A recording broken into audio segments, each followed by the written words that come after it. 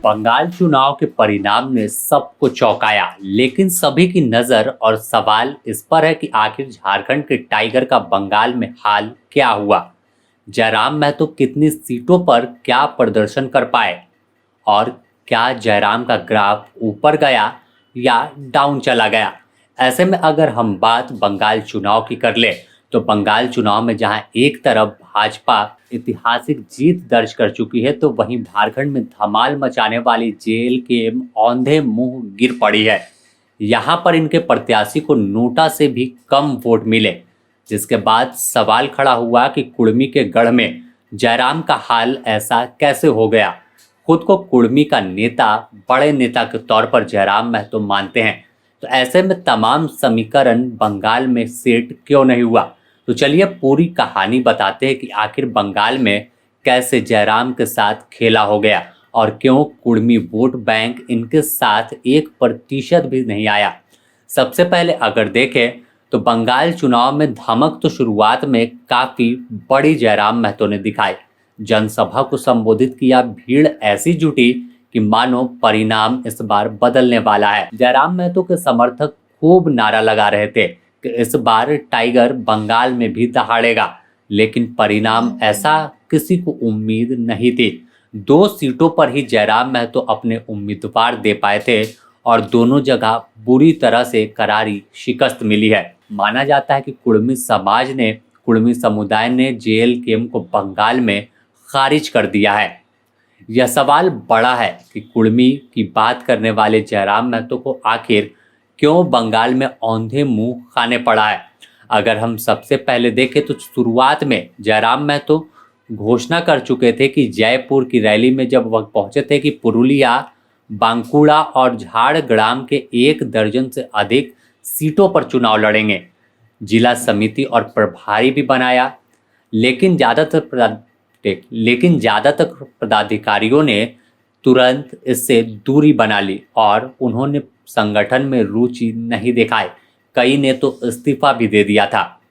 इसके बाद पार्टी पुरुलिया, जयपुर और बाघमुंडी में अपने उम्मीदवार दिया, घोषणा की। जयराम प्रचार करने भी पहुंचे, लेकिन पुरुलिया में प्रत्याशी ने पार्टी पर चुनाव के दौरान ही आरोप लगाया और उन्होंने बंगाल में आजसू के समर्थन के साथ चुनाव लड़ रही भाजपा को वो फायदा पहुंचाया। इसके बाद अब इनके पास 2 सीट बची, जयपुर और बाघमुंडी। तो ऐसे में जयपुर सीट पर जेएलकेएम ने दिव्य ज्योति सिंह देव को टिकट दिया। यहाँ पर यह उल्टा दाव पड़ा। जब दिव्य ज्योति सिंह अकेले निर्दलीय 2021 में चुनाव लड़े थे तो उन्हें 35,429 वोट मिले, लेकिन जब जयराम के पार्टी से चुनाव लड़े तो इस बार 9,152 पर सिमट गए। कहा जाता है कि जयराम महतो अक्सर जो बयान देते थे कि राजा का बेटा राजा नहीं बनेगा, लेकिन यहाँ खुद राज परिवार के युवराज को समर्थन दिया था। तो यहाँ पर जनता ने समझा कि खेल दूसरा है, बस 35,000 से लाकर 9,000 पर सिमटा दिया। अब अगर यहाँ पर देखें तो भाजपा के विश्वजीत महतो 1 लाख से अधिक वोट लाकर जीत हासिल की है। कुर्मी समुदाय में नाराजगी थी क्योंकि जेएलकेएम ने लोकप्रिय सामाजिक नेता जो लोकल अजित महतो थे, उनके बेटे के खिलाफ उम्मीदवार खड़ा किया था। जयराम उन्हें अपना वोट बैंक नहीं दिला पाए और यही वजह है कि उनके पिछले वोट बैंक के मुकाबले ही 25% और वोट गिर गया। दूसरी सीट बाघमुंडी, जहां जेएलकेएम प्रत्याशी मनोज कुमार महतो को सिर्फ 1,757 वोट मिले, जबकि इस सीट पर नोटा को 2,437 वोट पड़े हैं। भाजपा के रहीत दास महतो ने यहाँ भारी मतों से जीत दर्ज की है। दूसरे नंबर पर टीएमसी और जबकि तीसरे स्थान पर कांग्रेस दिखी है। ऐसे में अब बाघमुंडी सीट पर चर्चा है कि जेएलकेएम को जनता ने सिरे से नकार दिया। जेएलकेएम प्रत्याशी को 1,747 वोट मिले, जो नोटा से भी कम थे, यानी नोटा से भी यह पीछे या इस सीट पर हार गए। जीते हुए प्रत्याशी से तो छोड़ दीजिए कि कितना दूर का फासला है। जेएलकेएम को अब इस शिकस्त के बाद एक चर्चा झारखंड में शुरू हुई कि कुर्मी को लेकर कई दावे किए जाते थे। खासकर अगर राजनीतिक विश्लेषकों की माने तो जयराम महतो झारखंड में कुर्मी वोट बैंक पर अच्छी पकड़ बना चुके हैं।